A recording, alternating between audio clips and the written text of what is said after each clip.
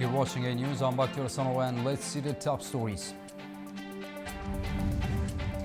The U.S. Senate backs Donald Trump's military action in Iran as further strikes continue throughout the Middle East. Voters across Nepal are heading to the polls in a crucial general election. And Iran has carried out a drone strike on Azerbaijan's Nakhchivan airport, damaged 4 civilians injured.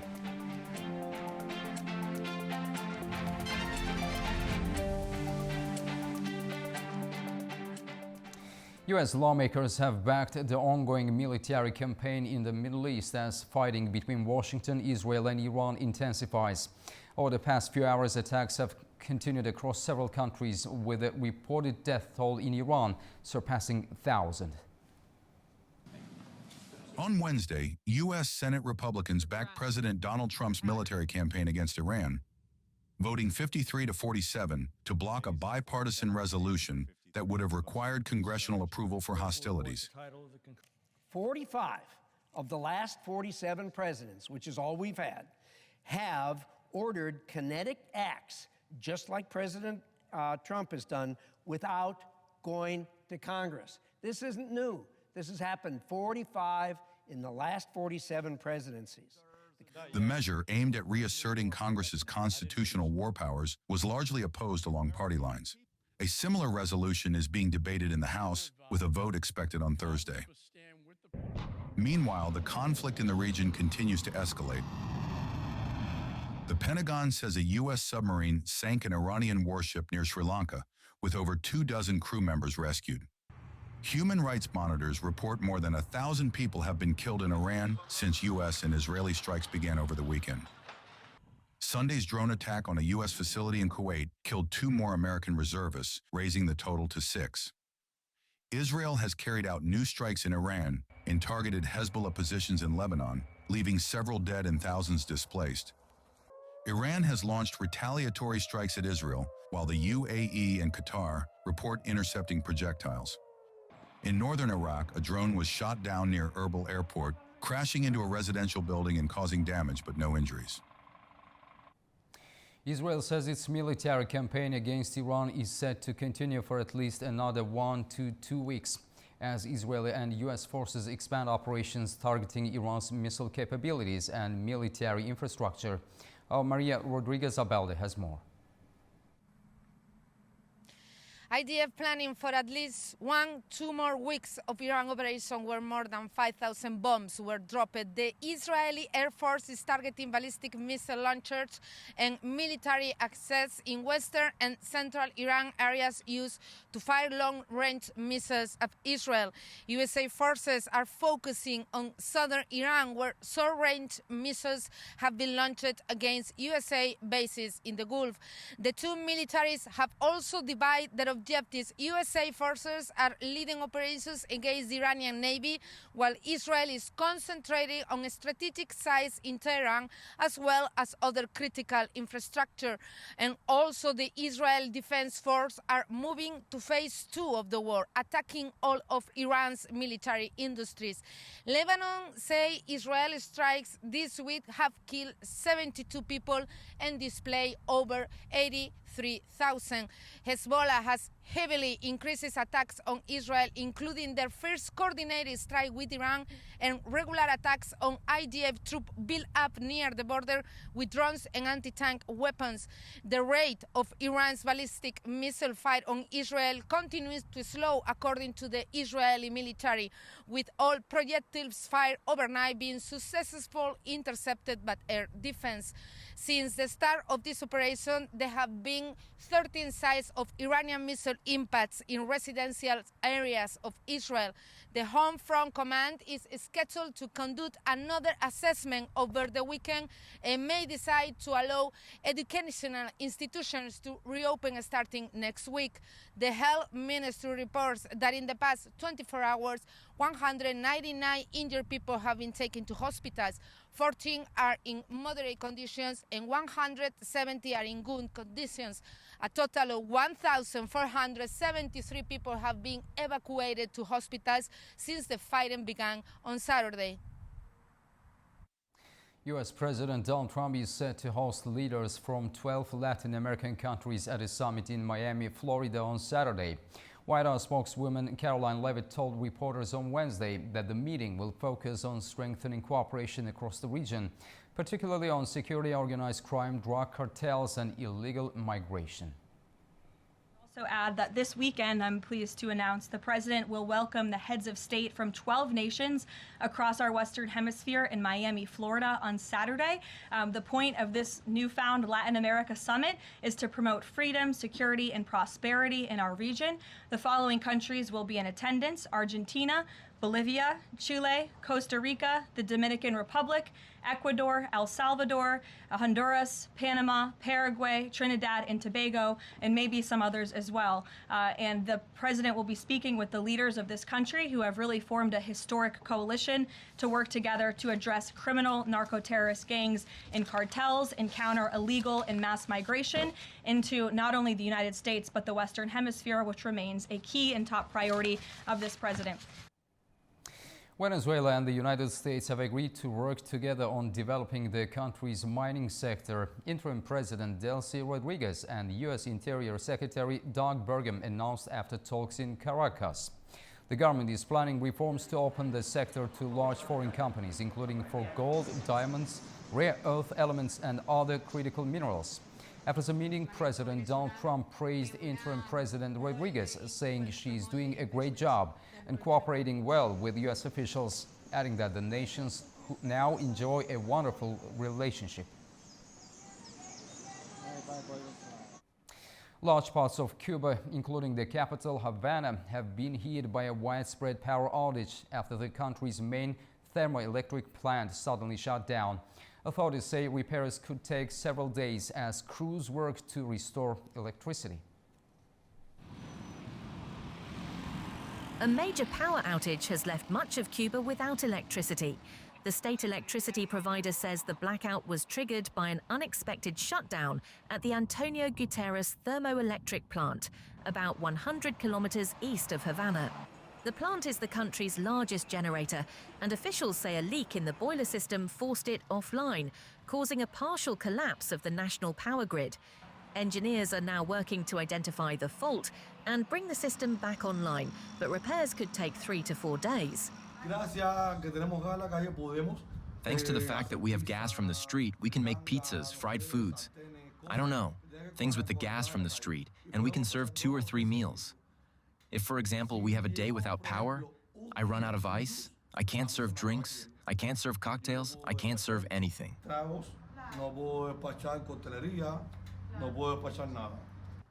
Cuba has experienced repeated blackouts in recent years as its aging power infrastructure struggles with fuel shortages and limited investment. The crisis has been worsened by the suspension of oil shipments from Venezuela and other suppliers under pressure from the United States. This is the third time it's happened, and since the first time, it's been an experience. We prepare ourselves. I bought rechargeable lamps, I have a refrigerator, I make ice, I have boiled water, and so on. It's as if a cyclone were coming, so I prepare myself. Nothing else? Candles, lamps. If the lamp runs out, I have candles. That's all. Nothing else.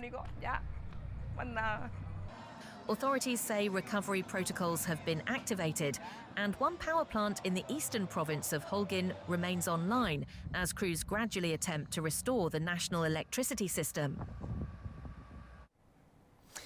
Voters across Nepal are heading to the polls in a crucial general election following last year's Gen Z-led anti-corruption protests that toppled the government. Nearly 19 million people are registered to vote, including around 1 million first-timers. A 35-year-old former rapper turned politician Balendra Shah is grabbing the spotlight in this race.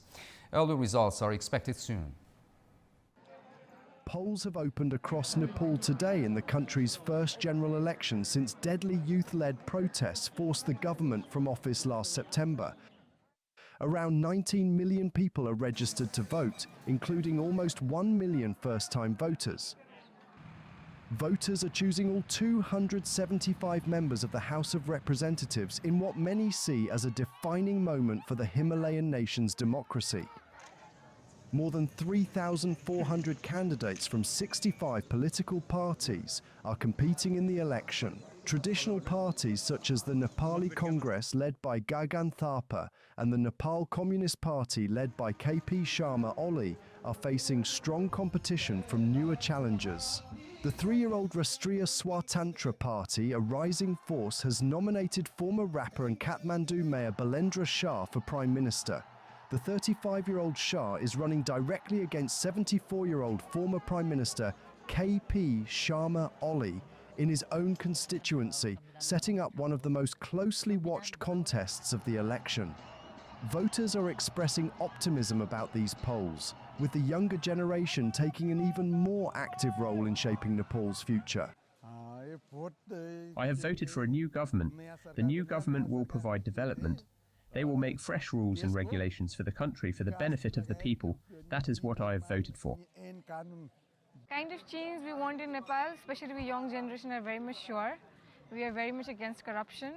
We're very much for us, for the people, the working class. So yeah, that pretty much sums up what we want. The unrest, triggered by a social media ban, quickly grew into mass protests over corruption, unemployment and inequality, leaving nearly 77 people dead. The turmoil forced Prime Minister KP Sharma Oli to resign and led to the dissolution of Parliament. A 6-month interim government has been in place since. Voting runs from 7 a.m. to 5 p.m. local time, with early results expected Friday and final counts possibly taking a week due to the mountainous terrain. Going to China, the country's annual Congress has opened in Beijing, where leaders are touting a high-tech push and pledging steps to tackle economic challenges. Premier Li Qiang outlined plans for 109 major projects, innovation in AI and digital industries. China's top political bodies have opened their annual 2 sessions in Beijing, setting the stage for the country's next 5-year plan and signaling its economic and strategic priorities. Premier Li Qiang told the National People's Congress that China will focus on deepening investment in high-tech industries, scientific innovation and 109 major projects across 6 key areas for 2026 to 2030. Li announced a growth target of 4.5 to 5% for 2026, slightly lower than last year's pace, which was supported by a record trade surplus of $1.2 trillion. The government also plans to deepen capital market reforms and direct more investment into innovation and technology, including AI and semiconductors, amid growing rivalry with the United States. Beijing will introduce a green channel to fast-track company listings, mergers and acquisitions on the Asia market, a system that speeds up approvals for public offerings and deals. Meanwhile, the digital yuan will be further promoted to reduce reliance on the US dollar in cross-border transactions. Delegates attending the session described the plan as ambitious but grounded in China's current economic and social realities. This year's government work report is very concise, but also it does provide an insightful summary of the 14th and 15th 5-year plans. As for the 15th 5-year plan, there is a very long-term and profound vision and plan attached to this. I think that in the future this will adequately address challenges that we currently face, and also it serves as a good blueprint and encouragement going forward. I mean, looking at last year, we maintained a growth rate of 5.3%. This year, in 2026, achieving a growth rate of 4 to 5% or higher is not actually that easy. I feel it's very encouraging.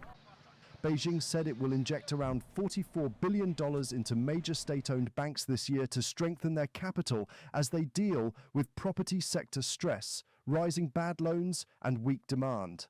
The move follows last year's recapitalization and is expected to benefit large lenders. Now, after the break, we'll take a look at the major stories from the region.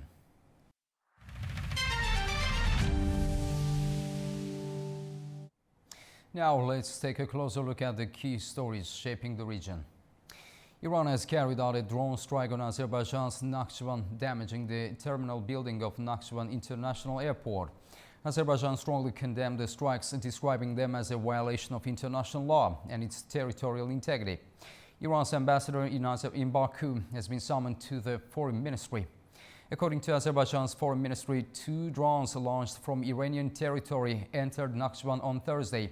One drone struck the terminal building of Nakhchivan International Airport, while the second exploded near a secondary school in the village of Shakarabad. The attack damaged the airport facility and injured 4 civilians. According to Nakhchivan Ministry of Health, all were given first aid, and their condition is reported as stable.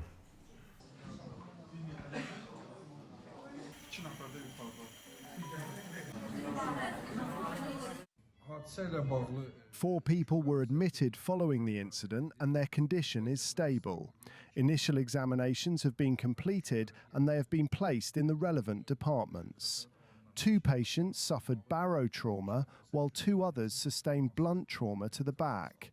Further tests and treatment are ongoing and they are expected to return home once their condition improves. On Thursday, Iranian drones struck Azerbaijan's Nakhchivan Autonomous Republic, damaging the terminal building of Nakhchivan International Airport and injuring 4 civilians. Maryam Badabayli has more from the ground. I'm Maryam Bababayli reporting from Nakhchivan Autonomous Republic, exactly from Nakhchivan International Airport, where we are standing right now. As you can see, the whole environment here. We live in a peaceful country. We try to maintain a peaceful manner with all the neighbors, all the countries, and out of sudden, they bomb you.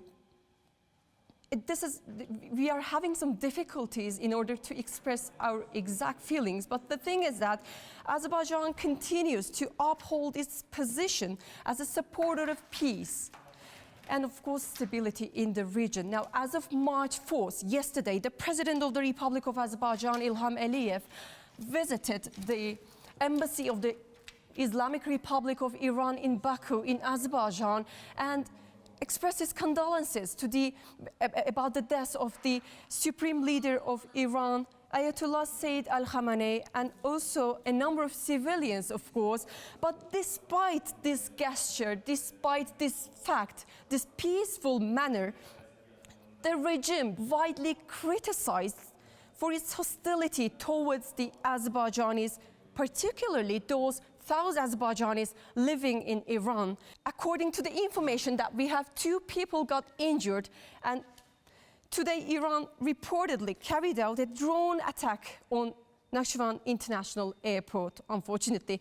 Observers now, they argue that the same policies and actions that have targeted ethnic Azerbaijanis in southern Azerbaijan are now being directed against the peaceful population of Azerbaijan itself. A school building near Shakarabad region, Shakarabad territory of Nakhchivan, it also has a damage. So it is really, really hard for me to express the situation here because some people living in a peaceful manner, they got injured. I mean, that's the whole situation here. And we do believe in peace and we do believe in the future stability in the region and also in the world.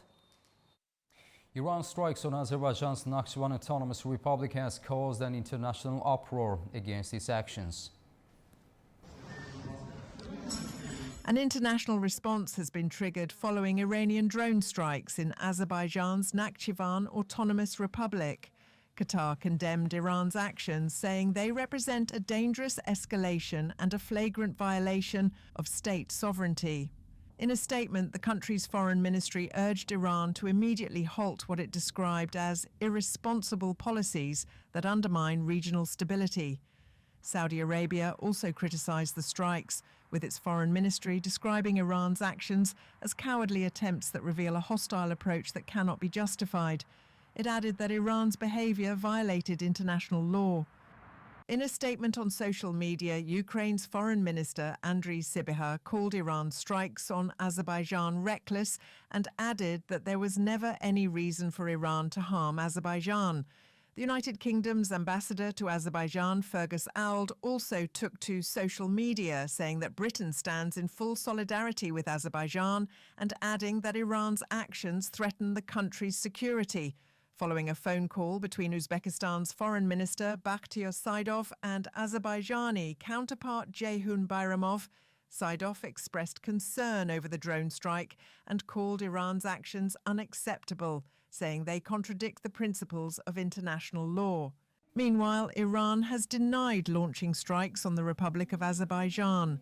In a statement, the country's military said it respects the sovereignty of all states and claimed the allegations were an attempt to disrupt relations between Muslim countries.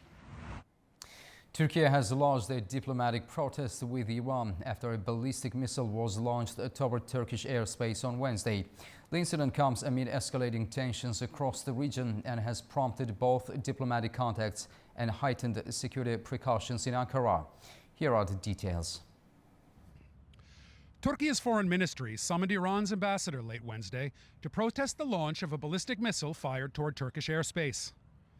The missile was intercepted by NATO air defense systems over the eastern Mediterranean on Wednesday, according to Turkey's defense ministry. Turkish Foreign Minister Hakan Fidan also spoke by phone with his Iranian counterpart Abbas Araghchi to convey Ankara's concern over the incident. According to the Turkish Foreign Ministry, Fidan stressed that any step that might further escalate the already volatile regional conflict should be avoided. He also urged restraint and emphasized the importance of preventing any actions that could widen the crisis. According to a statement released by Iran's foreign ministry, Araghchi denied that Iranian forces had launched any missiles toward Turkey, telling Fidan that Tehran's missile strikes were retaliatory and defensive in nature.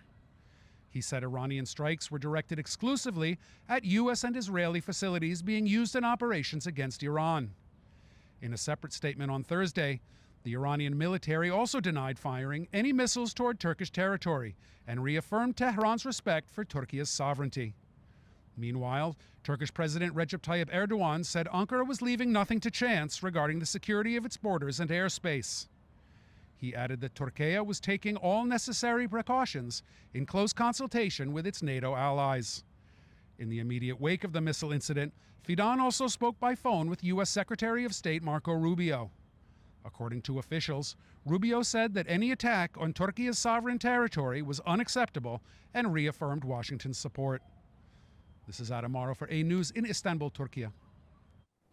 Evacuations from Iran are underway through the Astara checkpoint. Over 1,300 people, including dozens of diplomats, have safely crossed into Azerbaijan. Chimnaz Shahlar is reporting from the scene. More than 1,300 people have been evacuated from Iran through the Astara checkpoint following the U.S. and Israel military operations on February 28. The evacuees come from 45 countries, including 259 Azerbaijani citizens. Astara is becoming a key crossing point as evacuations continue. Since last night, over 20 people have crossed through Astara, including citizens of Azerbaijan, Spain, and Russia. Evacuations involve documents checks, registration, and other procedures. Once completed, people were safely sent to their destination. The checkpoint is now vital not only for civilians, but also for diplomats. Recently, ambassadors and staff from Croatia, Brazil, and Spain were evacuated. Around 30 people from 3 embassies crossed safely into Azerbaijan. I'm Chimnaz Shahlar with Nijat Kasımov reporting from Astara for A News. Turkey has activated contingency plans to manage a possible refugee wave fleeing the conflict in Iran. Interior Minister Mustafa Çiftçi announced a 3-tier strategy that includes establishing buffer zones along the border and setting up tent camps. While stressing that border crossings remain calm for now, the minister confirmed Turkey is ready to host up to 90,000 people in the event of a sudden influx.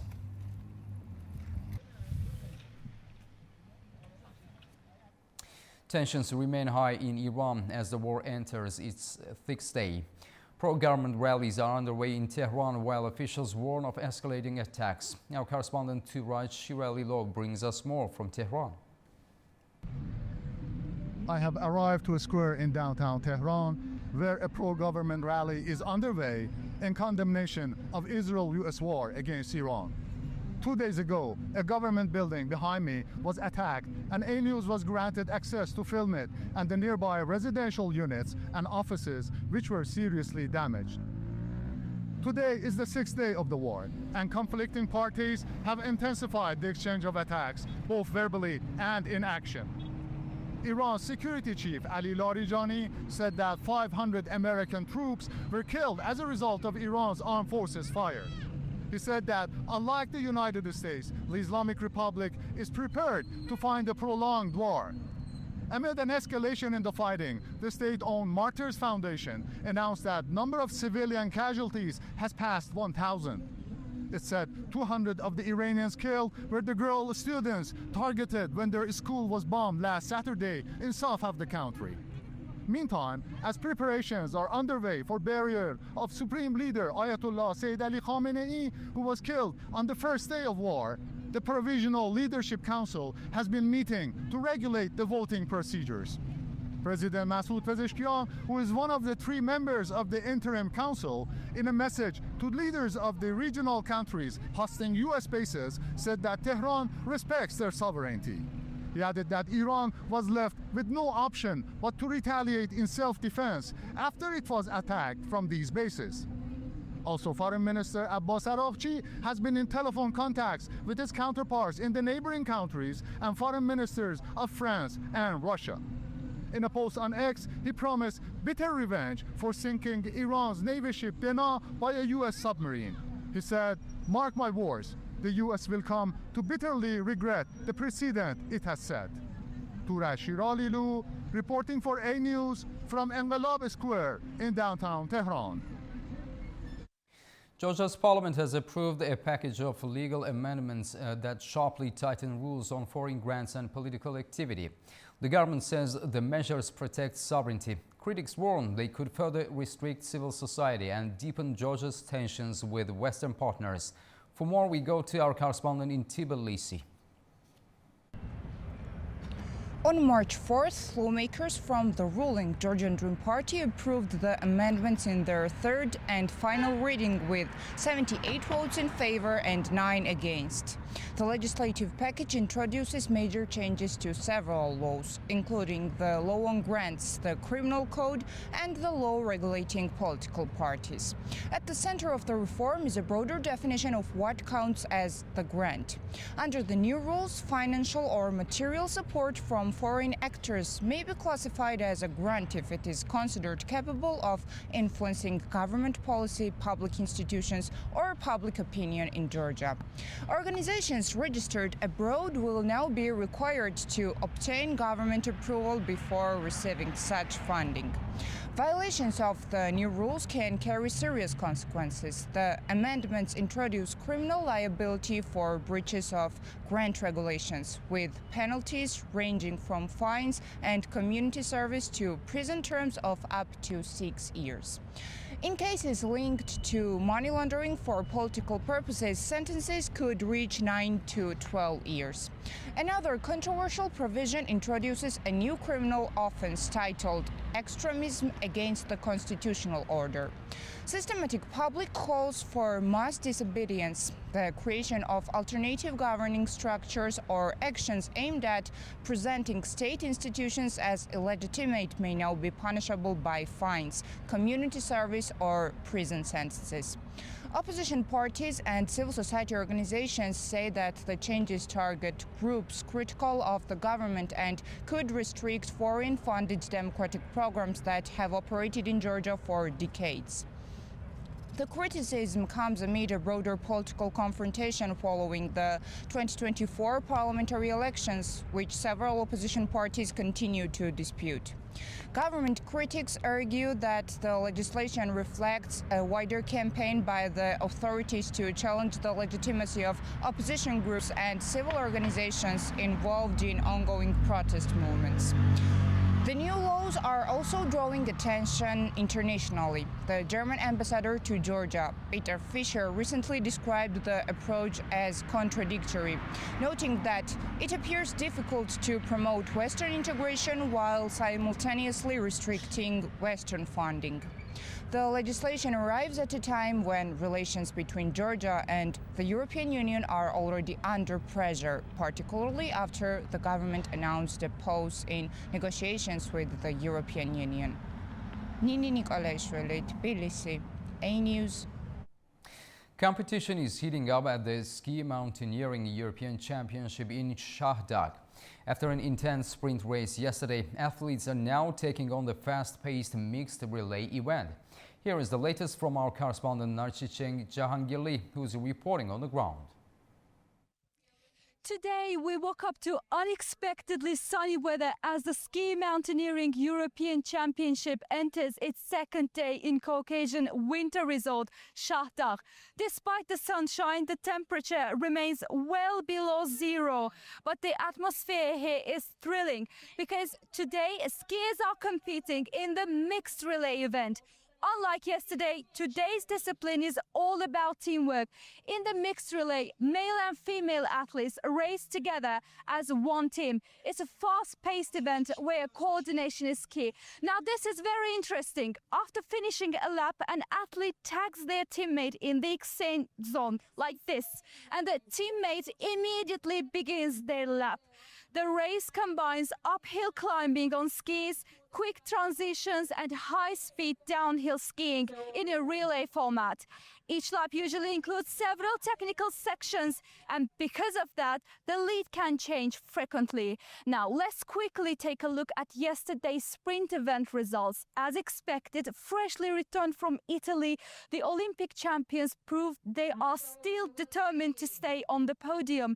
In the men's sprint race, Olympic silver medalist Nikita Filipov, competing as an international athlete, finished first and claimed the gold medal. In the women's sprint race, Switzerland's Olympic gold medalist Marianne Faton held on to the first place and also secured gold.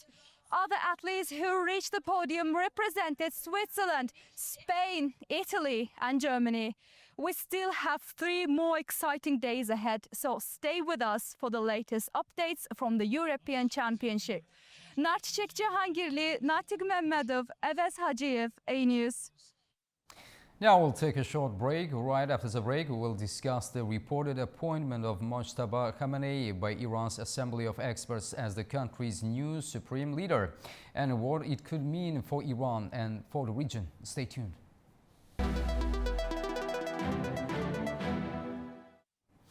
Welcome back to A News. Iran's political landscape may be entering a new and uncertain phase. According to informed sources cited by Iran International, Iran's powerful clerical body, the Assembly of Experts, has reportedly selected Mojtaba Khamenei, the son of the late Supreme Leader Ali Khamenei, as the new leader of the Islamic Republic. The 56-year-old cleric has long been considered one of the most influential figures behind the scenes in Tehran, with close ties to the Islamic Revolutionary Guard Corps and a reputation as a hardline opponent of Western influence. The development comes at a moment of intense regional tensions and open conflict involving Iran, while Israeli officials have already warned that the new leader could be considered a potential military target. To help us understand what this leadership change could mean for Iran and the wider Middle East, we are joined by Imam Marwan Gil from the Ahmadiyya community, speaking to us from Buenos Aires, Argentina. Mr. Gil, welcome to the program. Imam Gil, welcome to the program and thank you for joining us. Thank you very much for having me. So, Imam Gil, first of all, what is your reaction to reports that Mojtaba Khamenei has been chosen as Iran's new supreme leader? I think it's not changing a lot in the sense of the scenario of the war. I would even say, and using the same expressions, although I disagree, but Trump said after killing Khamenei, he said we have killed the head of the snake. But the point is that the snake always, even we see the animals, produce a new layer of. So the point is the war is not going to be finished by killing the head of any state. So the main. My preoccupation is about what's the future, what's the stage, or what's the objective of this war.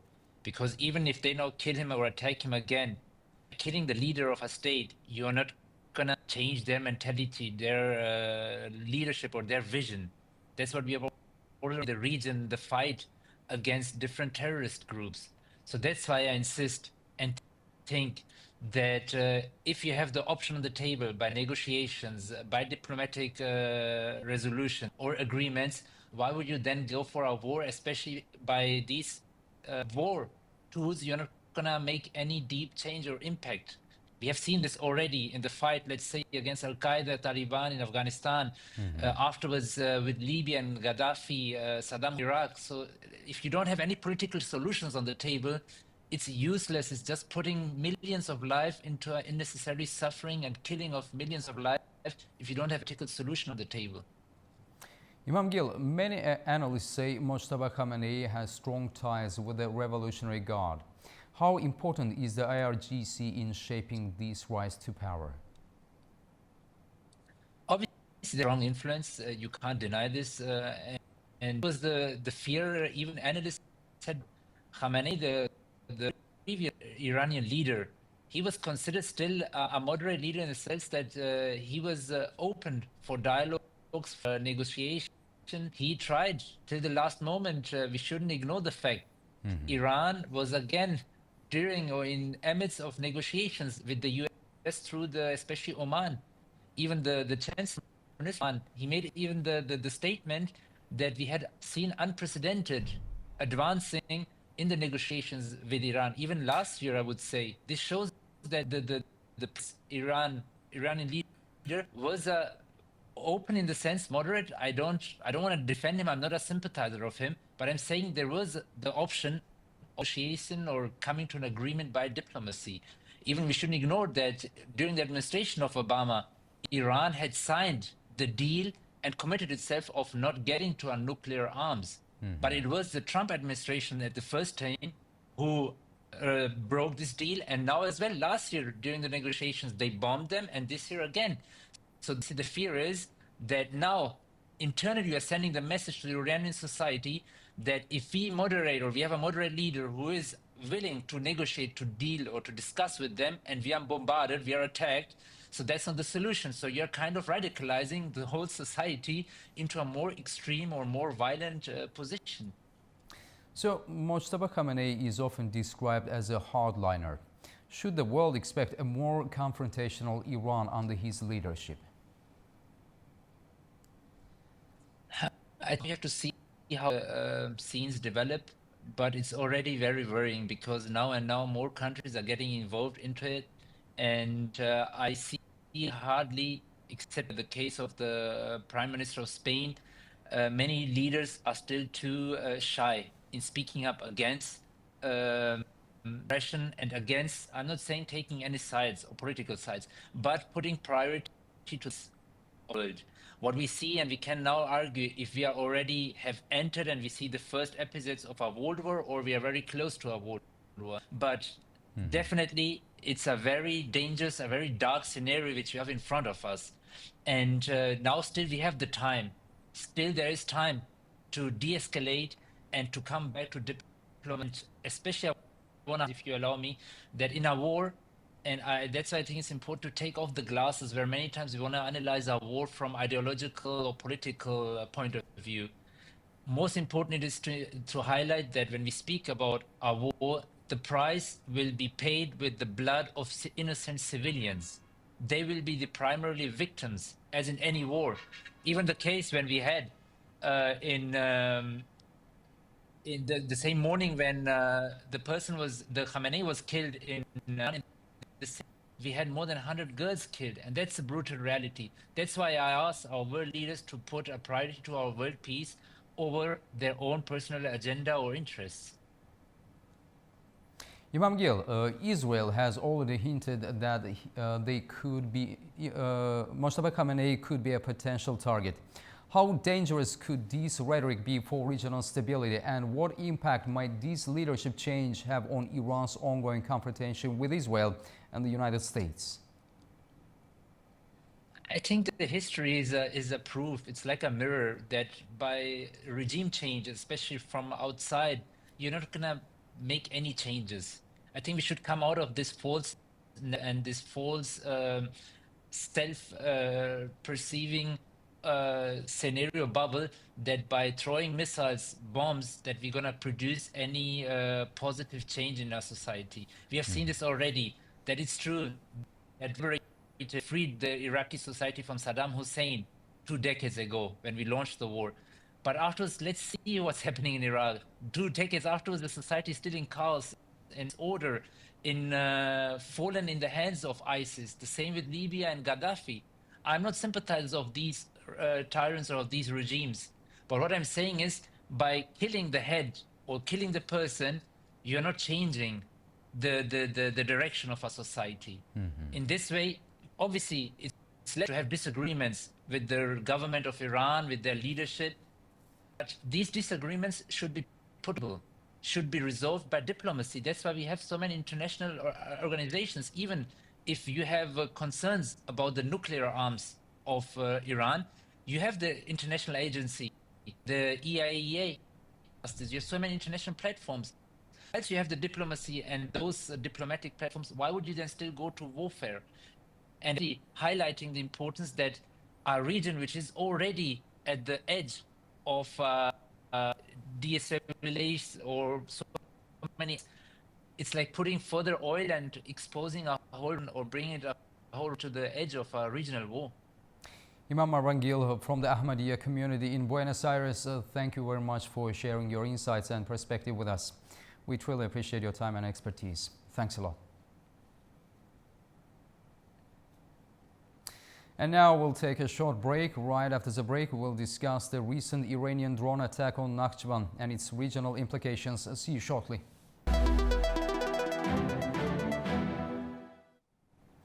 Welcome back to A News. Today, a drone attack from Iranian territory struck Azerbaijan's Nakhchivan Autonomous Republic. One drone hit the terminal building of Nakhchivan International Airport, while another fell near a school in Shakarabad village, injuring civilians and damaging infrastructure. Azerbaijan has condemned the strike as a violation of international law, summoned Iran's ambassador, and warned that the attack will not go unanswered. The incident comes at a time of broader regional tensions amid the ongoing Israel-Iran confrontation and concerns that the conflict could spill into the wider region. To discuss the implications of this attack and what it could mean for Azerbaijan-Iran relations and regional security, we're joined by Zakia Jafarli, Senior Research Fellow at Crescent Research Center, who speaks to us from Baku, Azerbaijan. Mr. Jafarli, welcome and thank you for joining us. Thank you very much, and thank you for having me. Thanks. So, first of all, what do we know so far about the drone strike on Nakhchivan and the extent of the damage? Well, for now, we don't really know much. We know that it came from the mainland of Iran, and it hit the area very close to the airport, Nakhchivan International Airport, and the school. And some sources also claim that there was a military base close to that school, so that might be one of the targets that the ones who launched these drones intended for. So for now, the information that is available to us is that it came from Iran, and we know that the president of Azerbaijan convened the Security Council meeting of the Security Council, and then condemned Iran very strongly. He used very strong words against the Israeli public, and we know there have been discussions between the officials of the foreign minister of Azerbaijan and the foreign minister of Iran, and the Iranian side, they did not admit the fact that it was launched from Iran, that it was intentional. They denied the allegations, and then of course we have the foreign minister of Azerbaijan talking to his counterparts in Turkey and Israel. Information we know so far, and I think we will know in the coming hours, maybe, but for now, that's what we know. Mr. Jafarli, how serious is this incident for Azerbaijan-Iran relations, which have already experienced tensions in recent years? I think it's very serious, and we can understand the seriousness of this incident from what the president of Azerbaijan told in the public meeting of the Security Council. It was televised. He used very strong words, and we can understand from that, you can understand the sentiment. And I think that's very important because it's the first time Azerbaijan is being attacked directly by Iran, and this is not something that is going to be considered lightly in Azerbaijan or anywhere for that. But the conflict We saw that the Islamic Republic was hitting the countries in the Gulf, the civilian infrastructure in those places. But that's not something, that was something at least was expected for some people. And we've also seen some of the proxies of Iran, the regional militias, the Iraq or the Houthis in Yemen, they used to hit Gulf countries from time to time. So there was some sort of a precedent for that. But hitting Azerbaijan directly, that's the first time it happens, and I think that's a very serious issue, very serious concern for, the, as you mentioned, already strained relationship between Azerbaijan and Iran. Do you see a risk that this could escalate into a direct military confrontation between the two countries? I hope not, but at this point, I don't really think we can say, we can definitely say that things will not get out of control. Because the Iranian leadership, the government, the current government, the administration of Mr. Pezeshkian, I don't think they are really in charge of the country. They're not in charge of the military operations.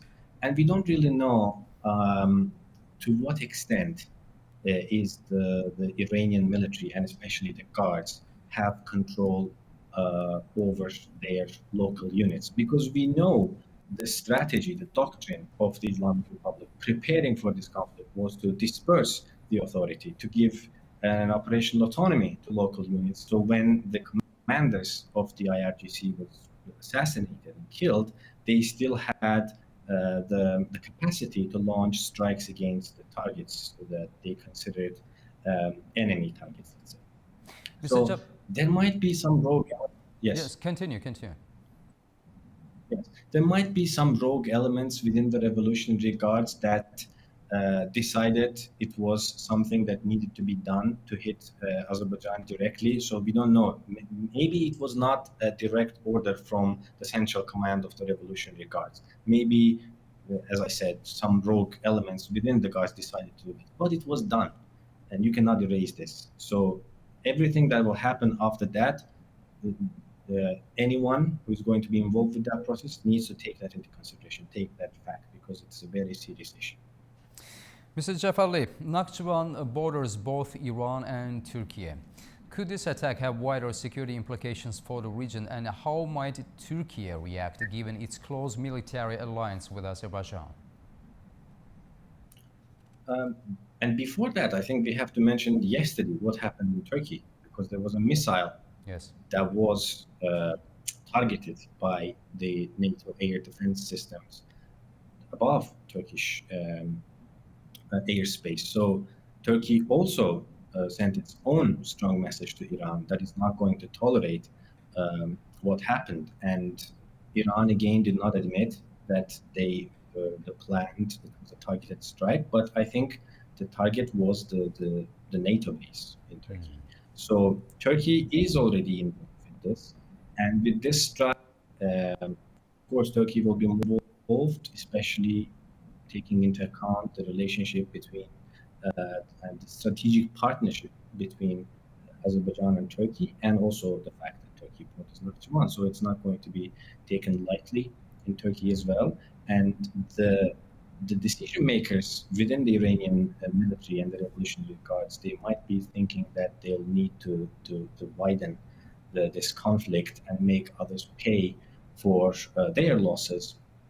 But I don't think Turkey or Azerbaijan, for that matter, is going to accept that. No, there will be responses.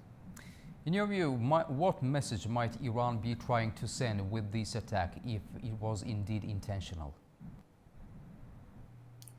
I think the message is clear. They want everybody to be involved. They want everybody to, as I said, to pay for their losses. They are sending this message that if we are hit, it means no one is secure anymore. And they are trying to demonstrate in a way to others that they can act in an irrational way. So they're trying to pressure their neighbors, they're trying to pressure. And once again, we don't really know if this was a decision made by the authorities in Iran, because we don't know how much control the IRGC headquarters have over the local units. So we don't really know. But from the overall picture, hitting the civilian goal and then the strike at the NATO base in Turkey, I think it's very clear that Iran is trying to widen this conflict, spread it around, and try to send the message that if they're going to be hit, then everybody will be involved in it. Zeka Jafarli, thank you very much for your insights and for helping us unpack this developing and very concerning situation. We appreciate your time and expertise. Thanks a lot. Thank you very much, and thanks for having me. Thank you. That's all we have for the hour. Thank you for joining us and stay tuned to A News for more.